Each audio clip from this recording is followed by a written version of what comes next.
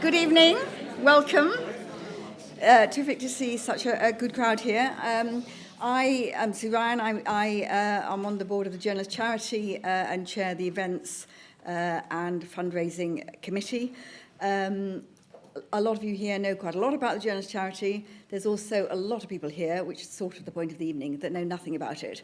So the charity is about 150 years old, just over, and was founded amongst other people by Charles Dickens.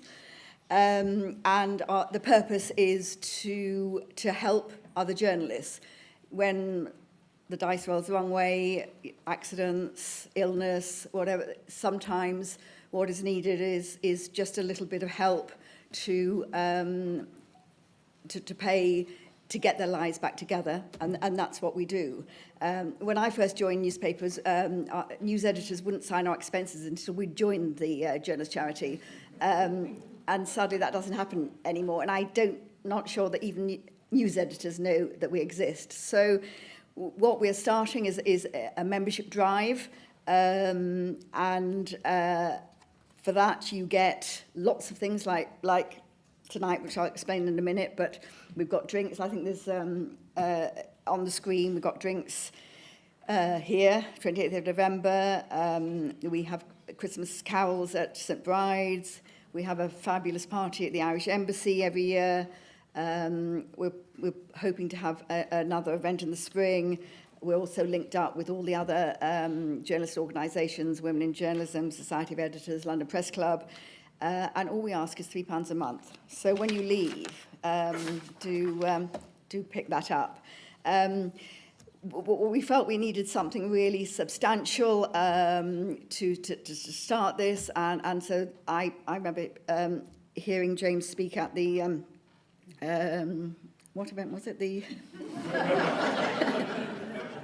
It was a London Press Club lecture, and he was a brilliant speaker, and luckily Tom Clark knows him well, so we decided we'd have an annual lecture, and James is our first speaker.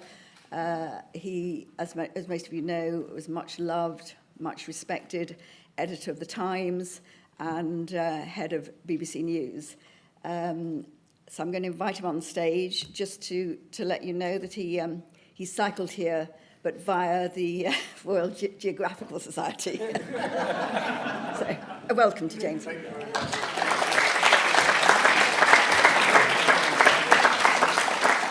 Sue, thank you very much. I thank you for the kind introduction. I suddenly thought, my goodness, was she at my bar mitzvah? Maybe I missed it. I didn't know what happened there. And Tom Clark, thank you so much for inviting me this evening. It's really a great thing. The fantastic thing about the Journalist Charity is that in a business where we compete with each other quite so fiercely, it's one of those things that reminds us that we are a family. So please do sign up, join up, and make sure we look out for each other as a family. As you said, I parked my bike confidently, breezily, against a lamppost in front of the Royal Geographical Society. And I just thought I should start this evening with a small plug. I know no one likes it at an event like this, but just to let you know, Ben McIntyre is speaking there this evening, and it looks like it's a terrific event. And having given the big up to the Journalist Society, I just want to let you know that if you go there, you get a free book too. So if you want to nick the bike and cycle down Piccadilly, he's off. Ready, understood. And funny enough, so as I'm sitting here, and I'm thinking to myself, I'm just getting hotter and hotter. Weirdly, I was reminded of my first proper day in a newsroom, because I literally stumbled into journalism and have loved it from the day I first got into it. But what happened was that I was invited for an interview at the FT, and I've never really been brilliant at giving myself leeway in terms of time. And so I had a 9:30. Everyone who's worked with me is laughing hollowly at that. I had an interview at 9:30 at the FT with Richard Lambert, and I remember getting out of the tube at Blackfriars and crossing the bridge to go to the FT and looking up at the building and it's saying the Daily Express. I'm thinking, oh shit! And I stopped a cycle courier and I said, where's the FT? And he said, you've got the wrong bridge, mate. The FT's on Southwark Bridge. And so I ran down the side of the Thames, arrived sort of awkwardly at like 9:34. And then you know the way that happens, you then sit down. And I sat down in the interview with Richard Lambert, and your metabolism catches up with you. And of course, I gradually got hotter and hotter, and sweatier, and the sort of saddlebags took over. And I still think that I actually got the job because he took pity on the idea that here was this young man who was so nervous that he was sweating out of control in the presence of the editor of the Times. So I was reminded of that as arriving here. All right, let's begin. My subject this evening is media culpa. Is the news to blame?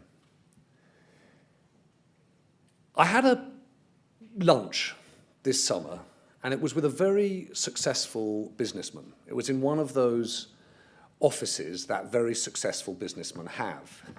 The office is too big. The furniture is exquisitely distressed. There's art on the wall, and it's the kind of art that you think you should know about. And of course, when you ask the successful businessman, he makes clear that you really should know about it. And we had sushi for lunch. And we're eating our sushi, and he says, we live in dangerous times, and paused. And I nodded. And I said, yes, we do. And I paused. And we ate the rest of our sushi. And then we each had an espresso, and I went back to my office. And on the way back, I was thinking to myself, what is going on here? Here is a man who is leased quite a colossal yacht to go sailing around the Adriatic this summer. And yet, he's telling me that he lives in dangerous times. And I was trying to work out, is it that this is now something that we just say to each other? It's one of those things that clever-sounding people say to sound clever. Is it that, and this was the thing that really worried me, that we actually do live in dangerous times, and he knew something, but he wouldn't tell me, and I'd failed the fundamental test of a journalist? Or is it that there is something extraordinary happening, that in a moment of extraordinary prosperity and progress, we are witnessing a level and a breadth of anxiety that is unusual and yet real? And what, of course, is unusual about it is that we're not living through the Blitz. We're not dealing with the influenza epidemic. We're not in the throes of the financial crisis. You know, Jack found Danny. People have found love. There are reasons to be happy about what's happening in the world. And in fact, if you thought seriously and looked at almost any measure, you'd have to say that the last 25 years, if you like, the generation since the fall of the Berlin Wall, has witnessed the greatest progress in the history of our species. We've never been so successful at being humans. We've never done so much to lift so many people out of poverty and enable people to express themselves and fulfill their economic wishes. We've never had a time where so many people can say what they think. So many people can be creatively expressive. And perhaps more importantly than all these things, there has never been a time when it has been as easy or as free to love the person that you are and the person that you want to be with. This is an extraordinarily positive moment in history, and yet so many of us are feeling quite so anxious. And it was that anxiety that on the way back from that lunch really interested me. It was this sense that we need to think about what's driving that anxiety. Because what's driving it is, of course, real. Injustice is real. Inequality is real. Indifference is real. And it seems to me that in an age where so much is uneven, so much is not evenly shared, what is widespread, what is shared by almost everyone, is this strange anxiety, this sense that life is out of our own hands, this sense of powerlessness, this sense, if you like, that there's powerlessness for all. So you can be the boss of Tesco, and you can think, the future of my business is really out of my hands. It's in the hands of Amazon. And you can be Donald Trump, and you can think, the future of my administration is actually in the hands of this so-called senior administration official who's writing op-eds in the New York Times defending the so-called steady state. Or you can be a young person who feels locked out of the housing market, or an old person who feels locked out of the current state of politics. You can be a lifelong Labour member who feels as though they don't have a place in their party, or likewise a Conservative who feels as though they're being abandoned by a group of Brexiteers. Whatever your state of mind, you can, in one form or other, share that powerlessness. And I start that with that point because whatever we say about the media, we have to acknowledge that that is real, that this business of feeling locked out whether it's economic, locked out whether it's social, locked out whether it's cultural, these things are facts, right? And they are not just our Eeyorish nature getting the better of us. They're not a, if you like, mollycoddled culture that is enabling us to, if you like, pity ourselves too much. There are real changes that need to happen in our lives, our society, our world. But the reason that I wanted to talk about the media this evening is that, as all of us know, all of us who are journalists know, we've taken a lot of heat. And we've taken a lot of heat on the idea that somehow these conditions, these circumstances, are our doing.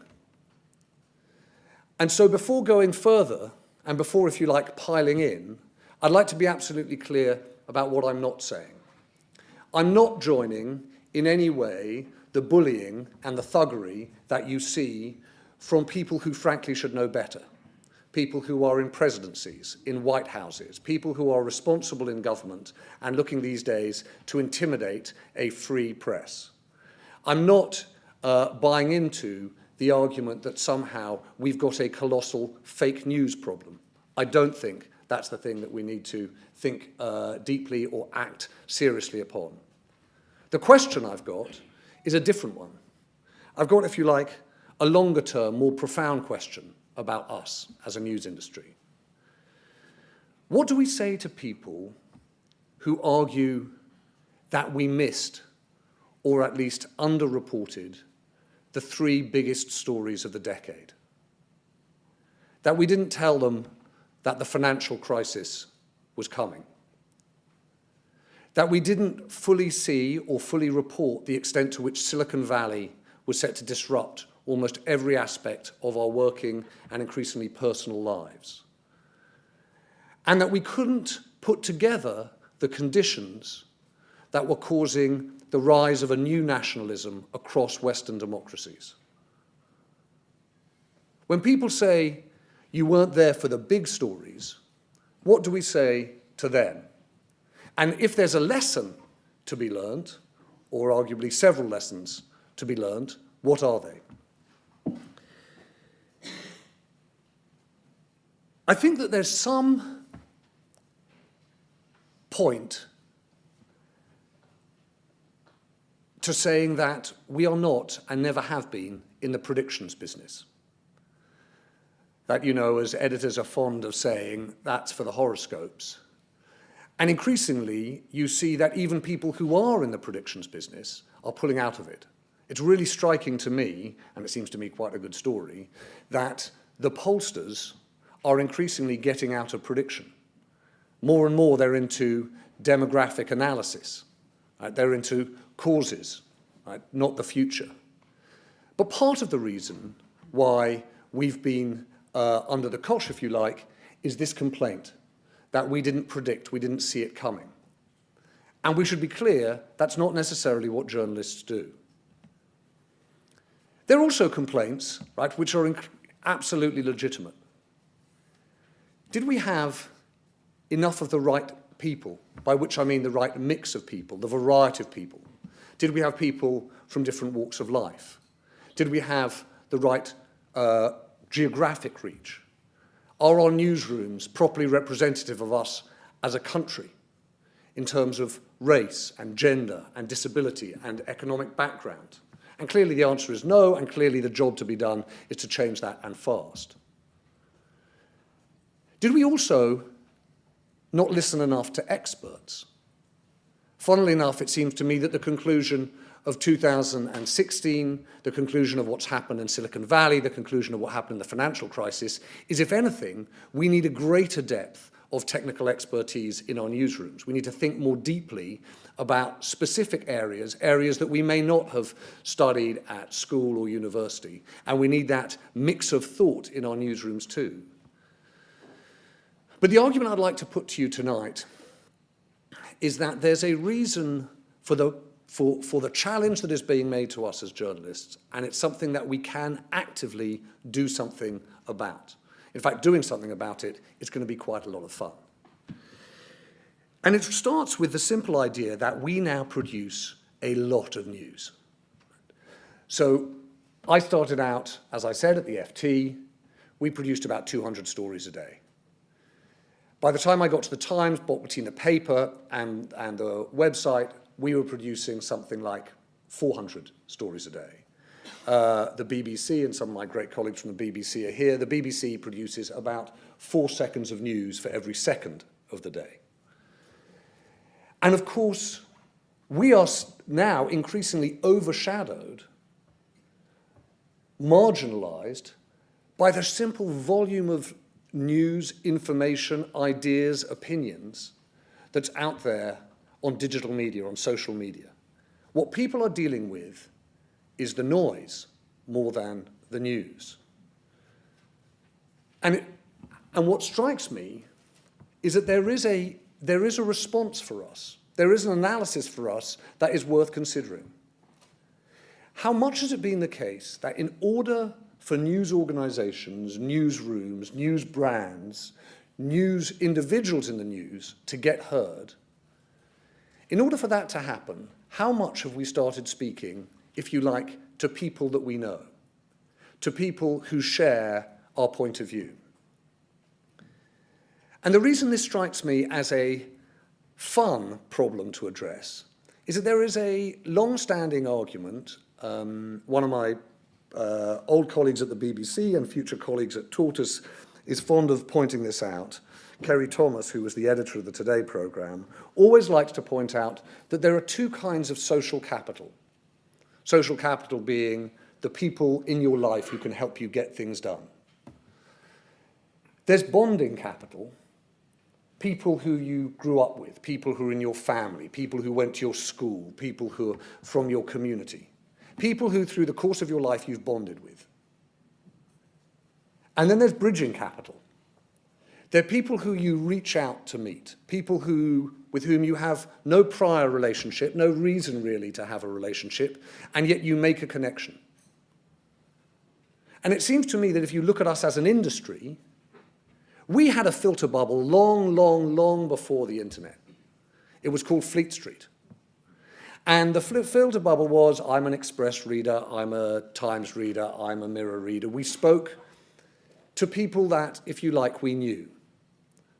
And the internet has industrialized it, has multiplied it. And the job for us in the media, the job for us in the information business, the job for us who wants to make sure that our citizens, our friends, our members of our society are enlightened, the job for us is to think not just about how we make the most of that bonding capital, but how we make the most of that bridging capital. How do we actually make connections that we haven't made before? And I think that no one, no particular newsroom, no particular news organisation is going to have a simple or great answer, but it seems to me as though we all have a job to do in that regard. And this came to me when we started on the new venture that I'm involved in now. As many of you know, because you've heard me talk a little bit about it before, I was really struck in two ways by what happened in 2016. I was struck, obviously, by the arguments about the news. And while I was getting a fair amount of grief, as you could expect, and you probably think is justified, while I was running BBC News, one of the things that frustrated me was, am I getting grief for the right thing? Am I getting told off? Am I getting in trouble for the things that we're really doing wrong? Or is there something more significant at play? And I remember, not long after the referendum result and that unbelievable couple of weeks in political news in this country when pretty much every party political leader was either toppling or had toppled, and we had races across the board. I remember coming home one evening and watching Newsnight and seeing a package halted so that we could watch a clip on a mobile phone, a clip that someone had taken on the streets of Nice as a white truck mowed people over. And the following morning at 9 o'clock in the BBC news conference, the first thing I did was say to the teams, well done. We had someone on the Promenade des Anglais, like a lot of other news organisations, like a lot of other reporters, and we were reporting the story as it unfolded. And I remember thinking, and in fact asking in that news conference, do you think it's not exactly as it looks? Do you think that this guy perhaps was not a lone operator? Do you think perhaps this was a case of intelligence failures? And I remember the day unfolded, and we got to the end of the day, and I went home to check whether or not these two stories, whether or not the person who'd killed so many innocent people in Nice had in fact been a lone operator, and whether or not there'd been intelligence failures. And you may ask why I was checking. Bill Clinton, when he was president of the United States, said something brilliant about running the US administration. He said it was like running a cemetery. There are thousands of people beneath you, you're just not sure that anyone's listening. And you can imagine that at BBC News, there were certain days where you thought, well, you know, I've asked for this, I wonder whether it'll ever show up on the news. And that night, I remember switching on the 10, and sure enough, it's not there. Neither of the stories that I'd asked for are there, for the very good reason that a coup was underway in Turkey. And that weekend, I remember stopping and actually feeling what I think a great, great many of our readers, users, audiences feel. Just overwhelmed by the volume of news and information that's coming at people every day. And this kept bothering me over the months that followed. And probably the better part of a year later, I was sitting on the tube, I was sitting on the Circle line, I was reading As It Happened, the Times. And I was reading a letter from a group of people who'd worked in Yemen. It was really good, it was really smart. I thought, actually, I wish that we'd got on this particular angle of the Yemen story. And I remember thinking to myself, that reminds me of the lunch I had with William Rees-Mogg. William Rees-Mogg, for those of you who never knew him, made Jacob look decidedly hip. William once said to me that he wished he'd been born in the 18th century. And for those of us who worked with him, he looked like he'd been born in the 18th century. But he was a wise and wonderful man. And I remember at this lunch, I'd just started editing the Times, and I said, look, William, I've no idea what I'm doing. What do you think? And he told me a bunch of things that have stayed with me since. But perhaps the thing that was most enjoyable was we ended up having this conversation about what's your favorite page in the paper? And it was like two kids in a playground, you know, sort of comparing football cards. And his favorite page in the paper was the letters page.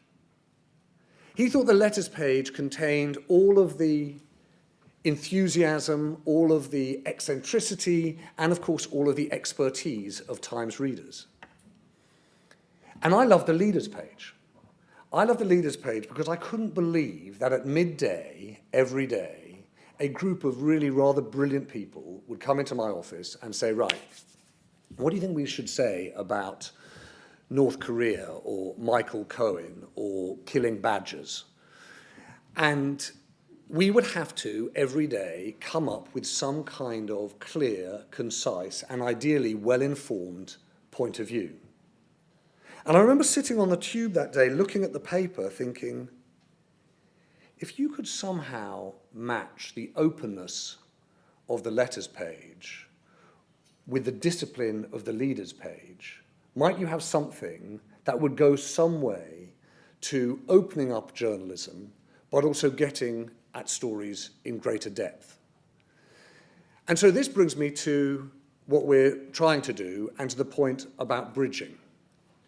We're trying, among other things, to develop formats in that spirit. We're trying, for example, to hold open leader conferences. And we held one a few weeks ago about the future of men. I saw it got written up somewhere. And we're sitting in the middle of this meeting about the future of men, and one of the people there, it was in the States, actually, it was in New York. And one of the people there said, you know what? You're not really discussing the future of men here. You're discussing the future of white men. And as it happened, he was one of the people who had helped establish My Brother's Keeper for Obama. He's a New York Democrat assemblyman. And he said, if you come up to where I live, if you come to the Bronx and you have a conversation about the future of men then, you try and have an open leader conference there, one of your think-ins, let's see what you hear. And so we did. We went back 2 months later, and we sat and we tried to have a conversation about the future of men, the future of Latino men, the future of African American men. And there was a moment that was one of the most rewarding I've had in many years as a reporter, which was as we went round the room introducing ourselves, Fred, the NYPD community officer, told us a little about himself and what he did. And then Wes introduced himself. He said, this could be slightly awkward. I work, in effect, for Bronx Legal Aid. I've got 2 degrees, and I help people deal with their cases with the police. Of course, I got my education serving 24.5 years for second-degree murder. And it was one of those moments where you thought, this is one of the things that only we can do. Only we in journalism have the capacity not only to report, but also to convene, to bring people together. And so the point I wanted to make this evening was we shouldn't just dismiss the criticism of us that's misplaced, misguided, or frankly overdone. We should defend ourselves happily, robustly, and with great pride in what we do. But where we see things that we think we are at fault, where we could do better, we should also treat that with a certain degree of relish. And to me, that's about a journalism that not just makes the most of bonding, but of bridging too. It's about seeing if we can, if you like, open up our journalism and figure out systems of organized listening. Thank you very much.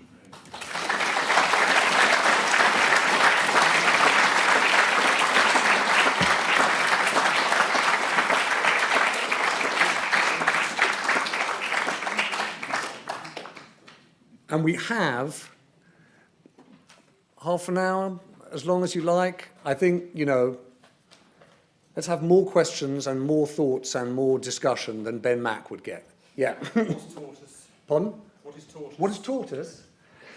So tortoise is the new news business that we've set up. I say we. There are 3 of us who are the co-founders. Katie Vanek-Smith, who some of you will know. She was the president of the Wall Street Journal, Dow Jones. She is a co-founder, and then Matthew Barson, the former US ambassador here, is our chairman. And we're trying to see if we can establish a new kind of newsroom. Our mantra is slow down, wise up, and we're trying to see how we might apply some of the things I talked about, how we might think about opening up journalism, how we might think about systems of organised listening in every form, whether or not it's in live and open leader conferences, but also in forms of digital journalism. And we've spent 6 months as a tortoise with the wind in our hair, moving at extraordinary pace.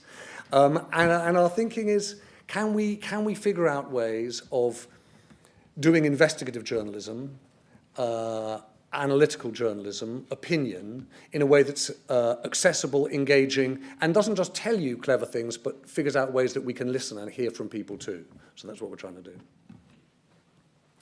Sir, can I ask you a favour? Would you say your name, partly because some people I recognise and I should really know, some of them I might even be related to, but some of them I don't, so that would be helpful. My name is Robin Amlow. You touched on quality over quantity early on in your speech, and I'd like to go into this a little more. What you've just said about Tortoise is interesting, possibly exciting, but the point is that quality journalism is expensive. Yes. That's a stumbling block you haven't mentioned so far. So you're right. So the difficult thing about volume, the argument I was trying to make about volume and increasing volume, has the risk of being wise after the event. That one of the problems, or one of the, if you like, mistakes that we made, was that as we went from controlling the means of distribution in print or broadcasting, as we went from the one to the other. By the way, is there a future for men? Probably that, Eve. That's probably it. If you think about it, what happened was that we were so excited, and rightly so, by the possibility that our journalism was going to reach more people than ever before, that we also convinced ourselves there was a business model that went with it.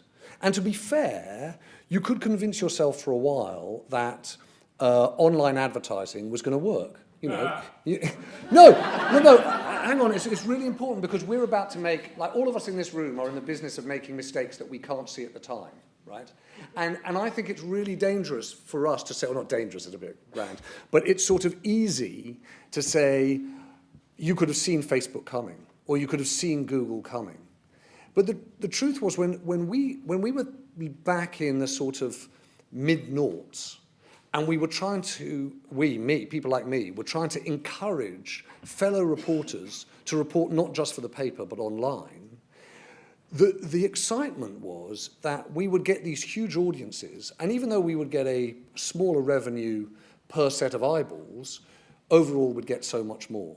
And of course, we didn't. We handed over lock, stock and barrel our audiences and our readership to Facebook and Google. And your revenue. And our revenue, exactly. But I think the bigger issue here is that we also created a culture that fetishized volume and speed. And so the business model problem has been that advertising not only went away from our business and therefore winnowed out our newsrooms, but it also transformed our journalism. It transformed our journalism away from taking time and depth to producing more and more. We just had a volume business, and the volume business is a problem. I should just say, by the way, just on speed, there is an incredibly important role to be played for newsrooms that are going to be fast and into breaking news and reporting what just happened. That's an incredibly important thing. I just think we need to have a mix to it too, and we need to have more work that's done in terms of depth and time. Madam, I'll come to you in a second. Sorry, there's a mic here, yeah. I'm Anna McCain, Reuters and City University. I taught to you, James, for one class about 20 years ago before you went back to the FT. I just wonder if you can tell us just a few more facts, some background stuff about Tortoise. A few more facts.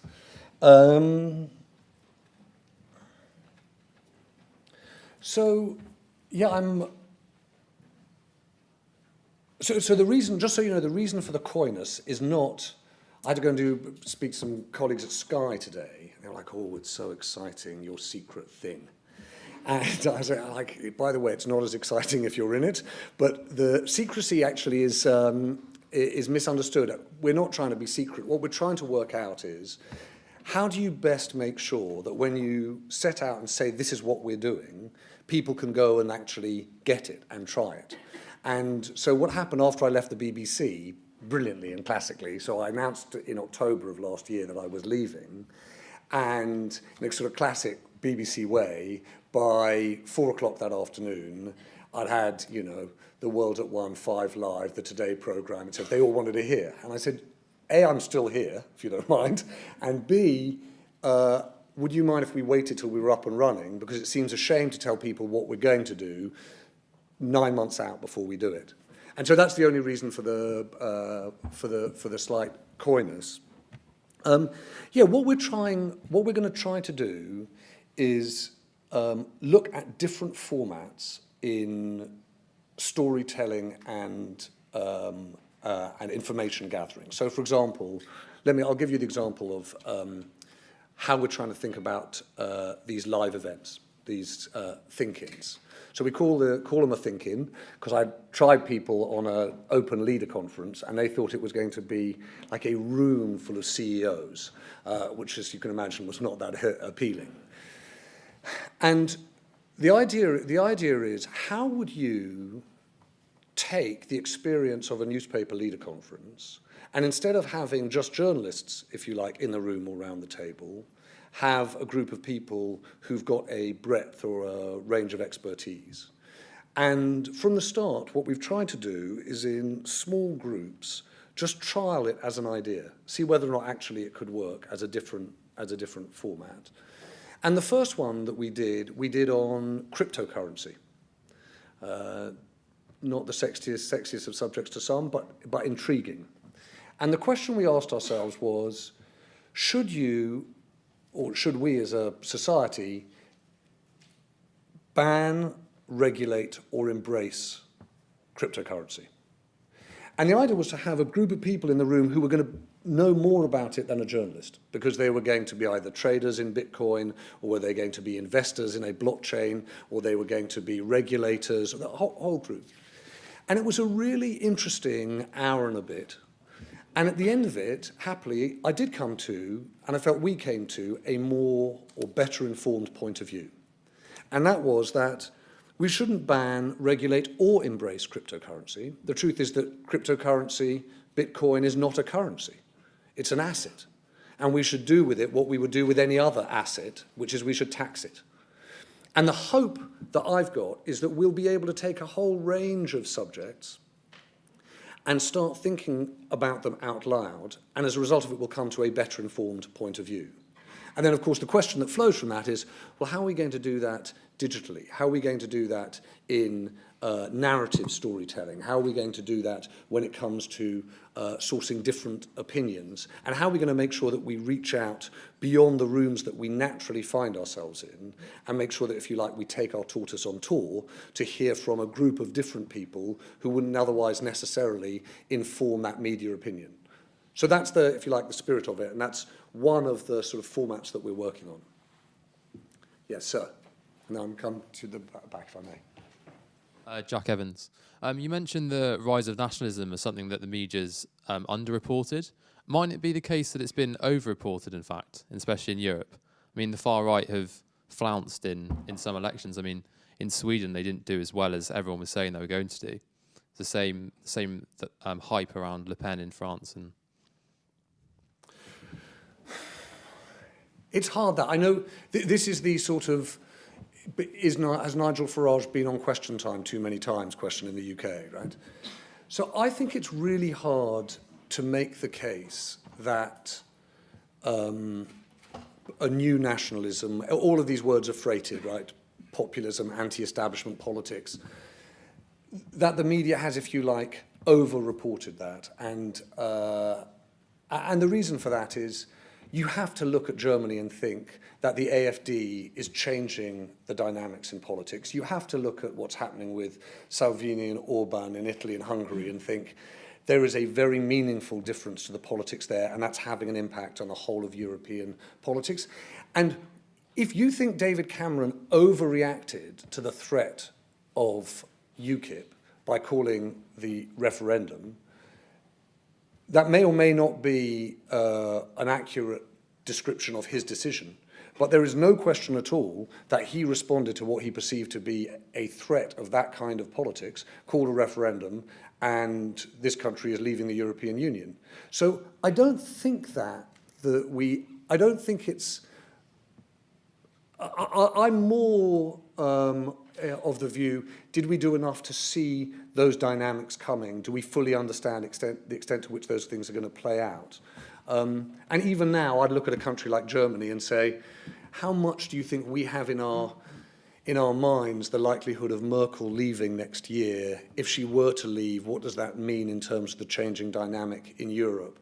And how do we do that without falling into the trap of prediction, but actually understanding a dynamic that will have an impact not just on everyone in Europe, but everyone, in the UK too? Okay, we've got a whole bunch. I'm going to come here. There's a young lady here, and there are some old friends there. I'm going to come to in a second.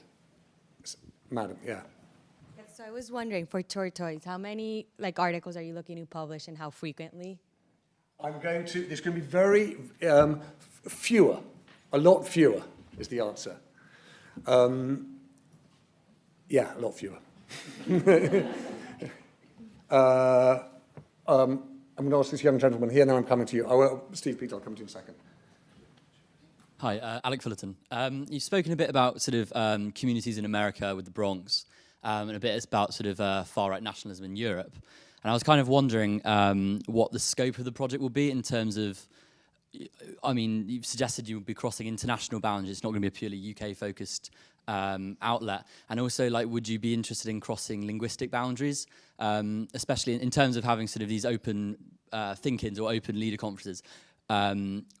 Say you're going to discuss an issue sort of related to the Francophone world. Yeah. Is there potential to have a kind of conversation between people from all parts of the world, and then perhaps you'll be wanting to publish in English solely, but I'm interested in the scope of the project. How do we do that? Internationally and linguistically.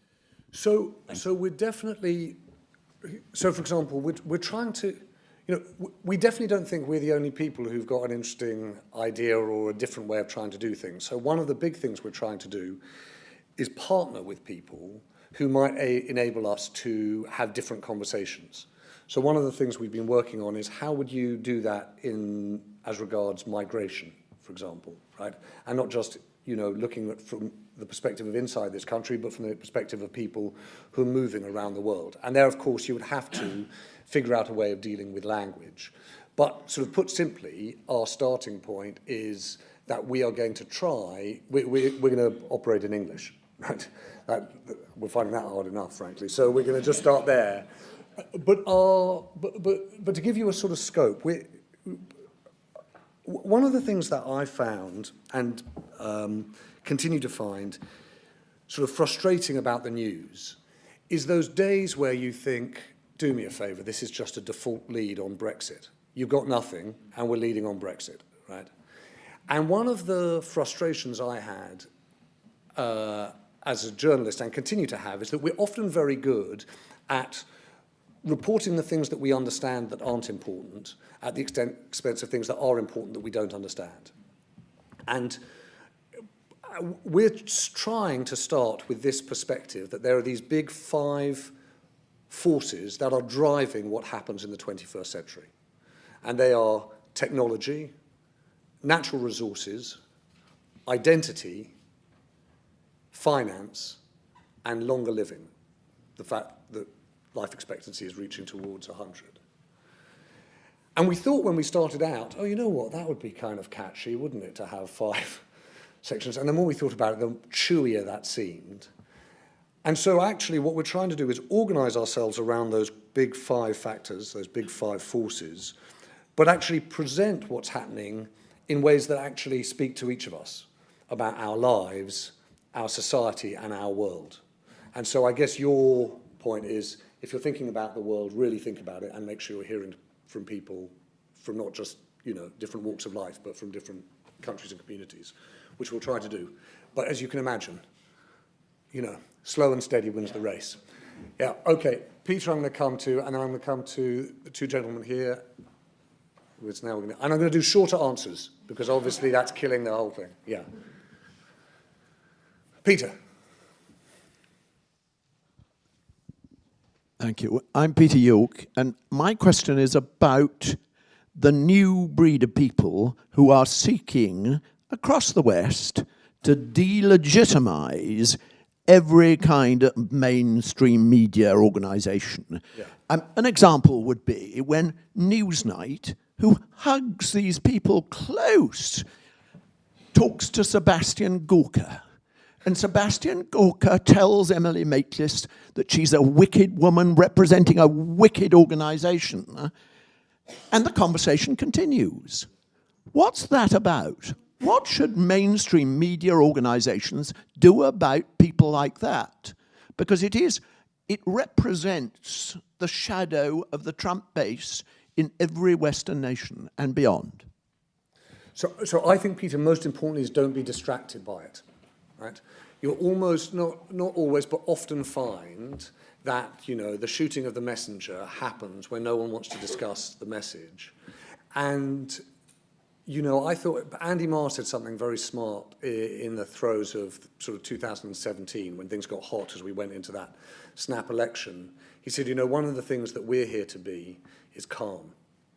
And actually, there's a great strength in that, in quietly getting on with the job. Emily seems to me to be able to deal with Sebastian Gorka in exactly that way. I think as a community, as a sort of family of journalists, the reason why I wanted to make the point, and did so, you know, if you forgive me, a little strongly, we do need to keep on calling out when people are trying to intimidate or silence journalists, particularly, as you say, in the free world. I think I worry most that we do that at the expense of seeing quite how fierce repressive regimes have become in the unfree world. And I think that for those of us who are lucky enough to practice journalism here, yes, we should worry about, you know, Trump's aggressive tweeting, right?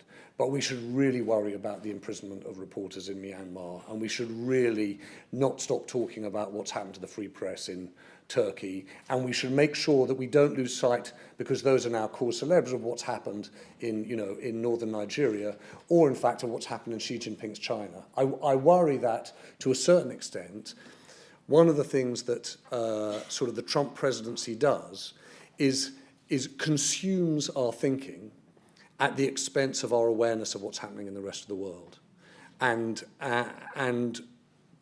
you know, had he not been in the White House, we would have looked at the last decade as a triumph of propagandism, modern propaganda. And I think we should just keep our eye on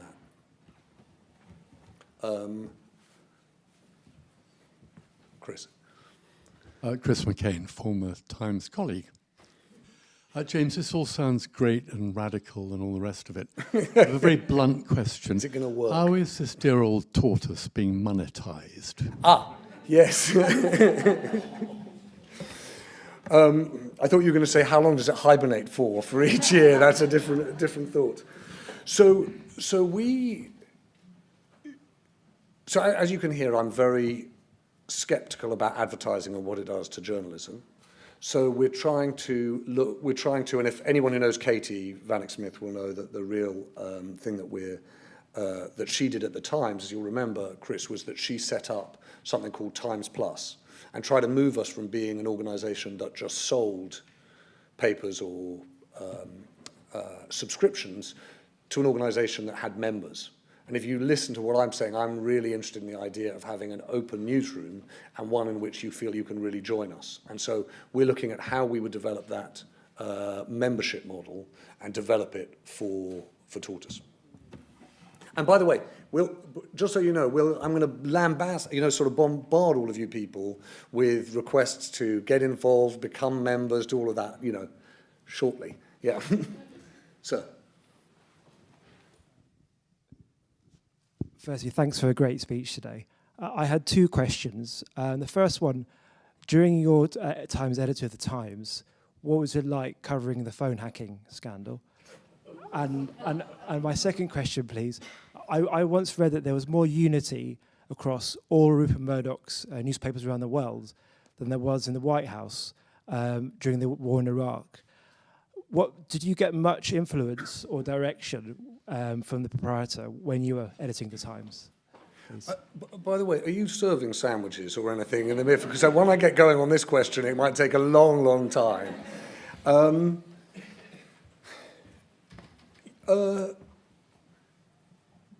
It was very difficult. It was very difficult because you know, it was a matter of great pride to work for the Times. You know, a newspaper that is serious in its journalism, has over the years committed, you know, enormous resources to investigating what happens in this country and to covering, you know, difficult stories in difficult places, right, with great tenacity. So editing the paper when the parent company was obviously in the spotlight, you know, was potentially difficult. But the truth was that the experience that we had in the newsroom was actually pretty clear and simple, which was that everyone, I think, and it really was everyone, felt as though our job was to report the story as we would any other story. That's the culture that operates, I think, in newsrooms all around the world, where you take the responsibility of being a journalist seriously. And so, obviously, you know, you knew that there were that was not going to always be received well by people in the company.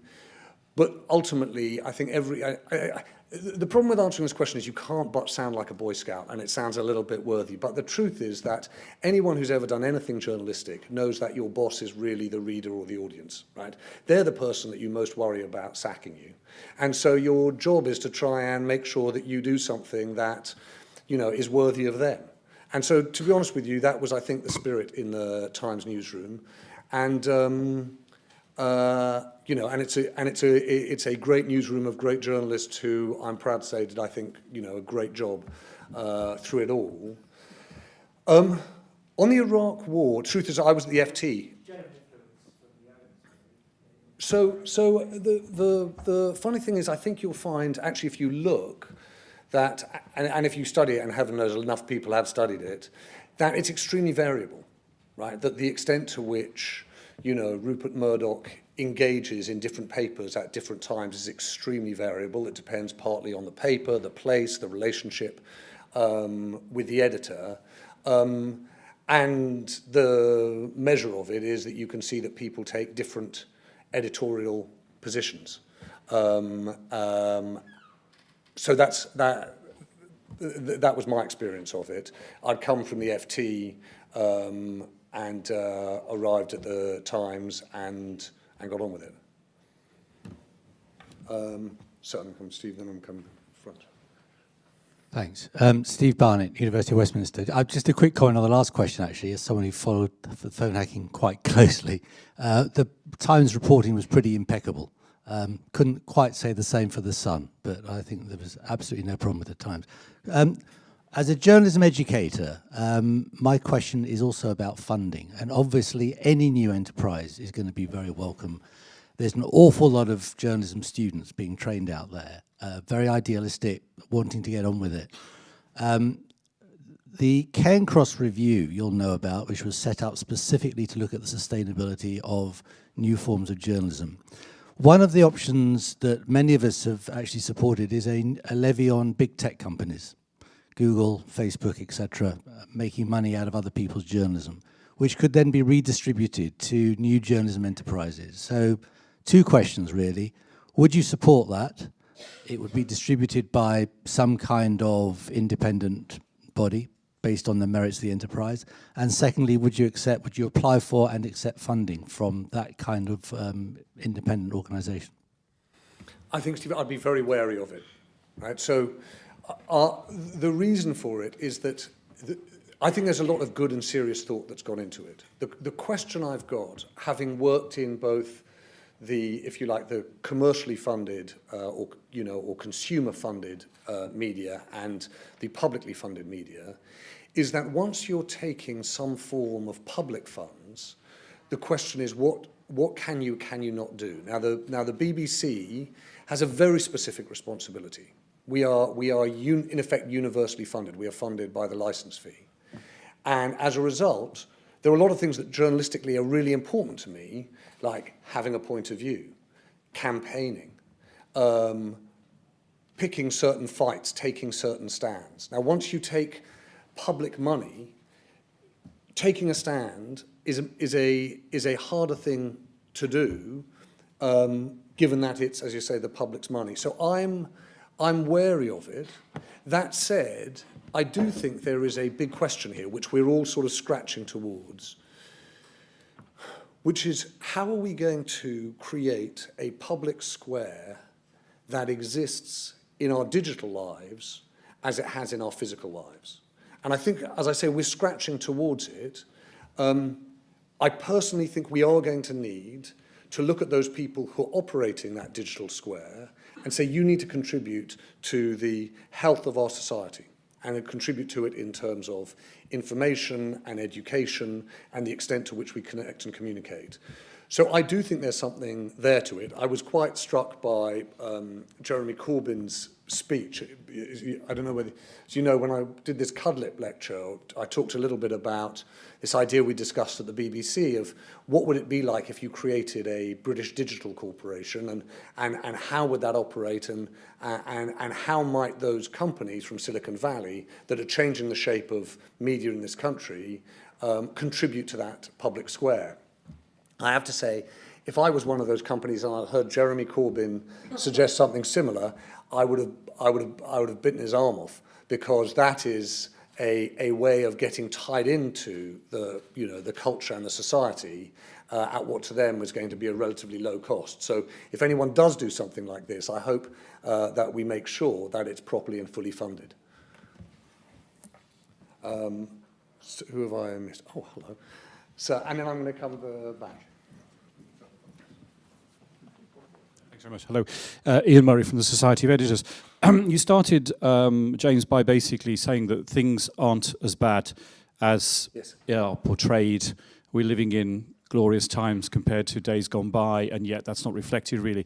And it reflects the recent book by the late Hans Rosling, Professor Factfulness, if you read that, that most of the things that are commonly believed about poverty and health, etc., are actually wrong, and we're going in the right direction. Yes, there's lots of challenges, etc.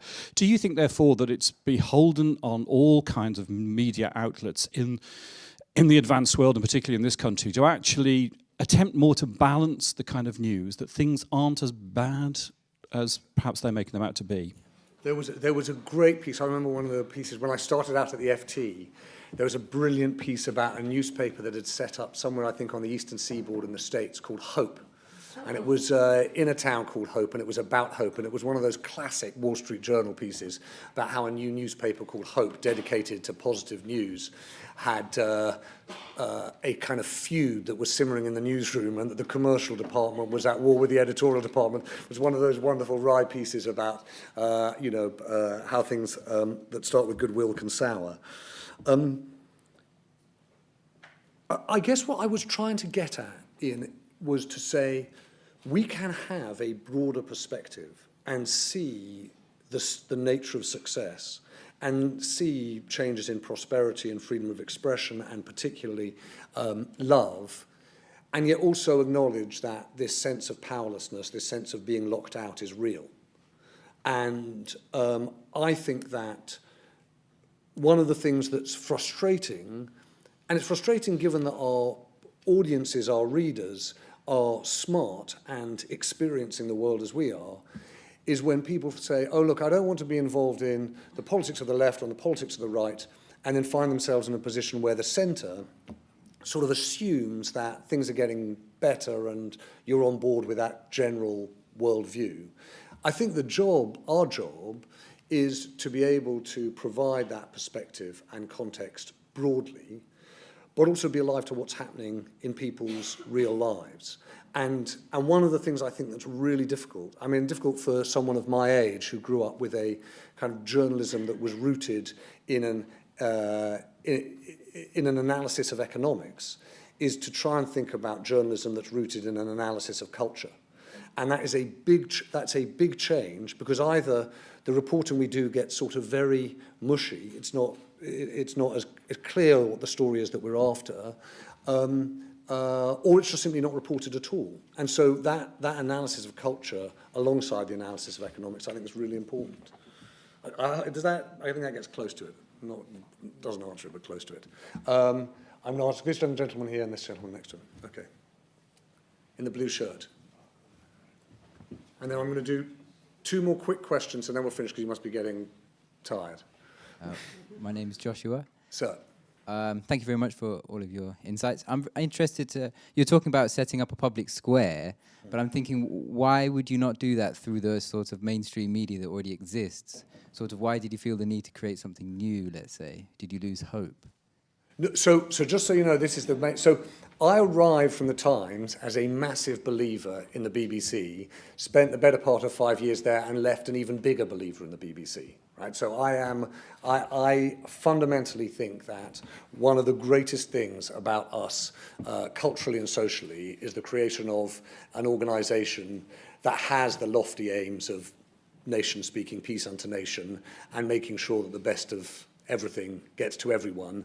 And I think that the best way of delivering it is still the BBC, and the things we've got to think about are how we're making sure that really does get to everybody in all parts of our country, all ages and all walks of life. So no, I am definitely not someone who's saying, oh, I think we're going to go and set up a little public square of our own over here because that one's not working. Actually, I want to make sure that we strengthen the public square that we've got.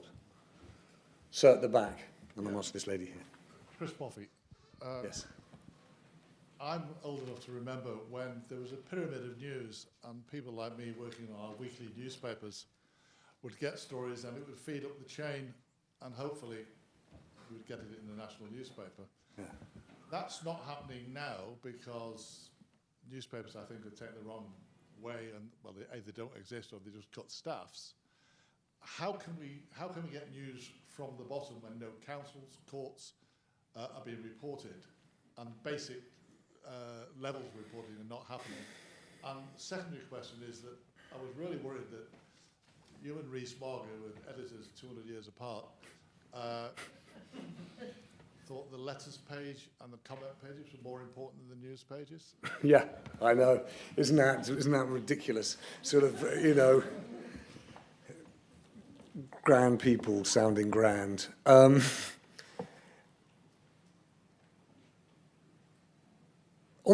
the second point first, if I can, right? There was something really important, though, that I think William Rhys-Mogg was saying, which was about the role of a paper in society, right? And of course it's the case that we spent most of our time trying to think about what was going to be the best story that we could land on the front page, and break stories and write stories in original ways. But William's view was that newspapers, particularly broadsheet newspapers, had very little impact on elections, but could have an impact on policy and behaviours and the way in which we organised and thought about ourselves as a society. And in that context, I do think letters and leaders count. They set, if you like, a way of looking at things. And I think that the best newsrooms are like a lens, that when they work, they're looking through a particular lens at the world that we live in, and whether they magnify it or it's up to you. But so I do think there's something to that. I'm not saying we were just sort of, I don't know about William, but we did the work on the rest of the paper too. Local journalism, look, this is really hard. As you may know, while I was at the BBC, we tried to figure out different ways that we would help to deliver different kinds of local journalism. We created something called the Local Democracy Project, which directly put money into the kinds of reporting you'll talk about, particularly around courts. I'm actually one of those people who thinks that the worst is over in terms of what's happening in local journalism, and we're beginning to see a revival in local journalism and people thinking about different ways and different means of doing it. But that's not a return to the kind of extremely well-funded, well-staffed local bureaus that we had.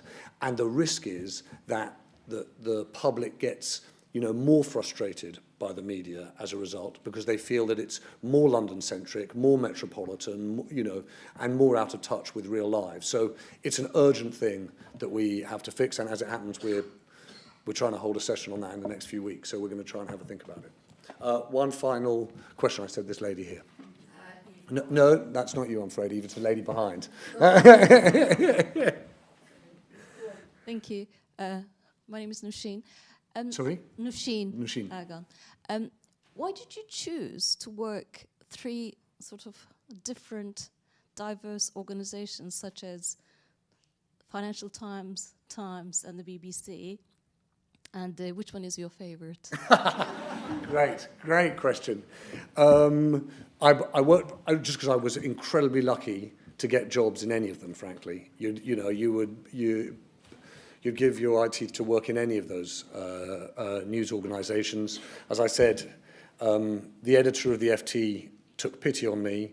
I got an amazing chance to go and work at the Times and learn new things. And then when I left the Times, I was very, very lucky to stumble into the BBC. And I remember, actually it was Kerry Thomas again, the old editor of the Today programme, who said when I arrived, he said, you know what, you've done an amazing job in bringing us together, bringing the people of the BBC together. And I said, that's so nice, Kerry. Why do you say that? He said, well, you know, for years, the radio people have hated the TV people, and the TV people hate the radio people. And the radio people think the TV people don't understand the subtlety and sophistication of what's happening in the world. And the TV people basically think the radio people are sort of arrogant snobs.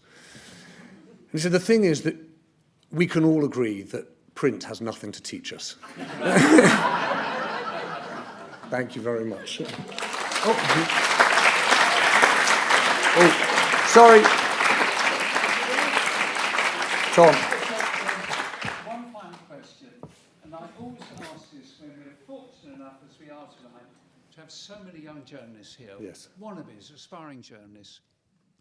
Who are the writers and the broadcasters they ought to be reading and listening to? I mention this because I had my models as a wannabe journalist, and they were tremendously helpful in just reading and listening to what they wrote and said. Oh, my goodness me. Give us Andrew Norfolk, one of your... He's awesome. He's absolutely amazing. Okay, so I think... When I was at the BBC, I always hated this because you could never choose. Colleen will know, you could never choose. Because if you said, oh, I thought that Panorama was quite good, the Newsnight people would say, what? Why do you like them? So I was always very wary. I'll tell you a few things that I thought were just exceptionally good, which are worth mentioning. There's a piece by a woman called Sarah O'Connor at the FT on Blackpool last year, who actually took apart the combination of economics and social policy and try to have a look and understand it. And I thought, oh, I'm really, really jealous of that. I think that you are hard to beat as a piece of regular column writing, Matthew Paris, which when you finish reading it, you think, yes, well, of course, I thought that, of course, yes.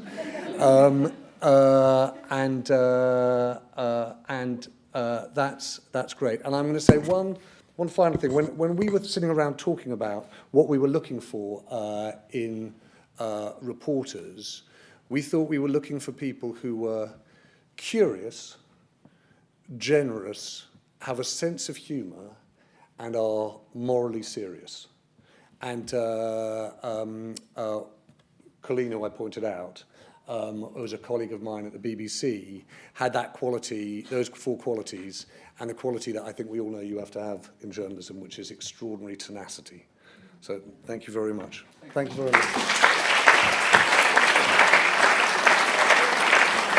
Thank you. Just a really big thank you to James. It's been a really fantastic talk, so thank you. And do tweet about it. We are at Journo Charity. Thank you.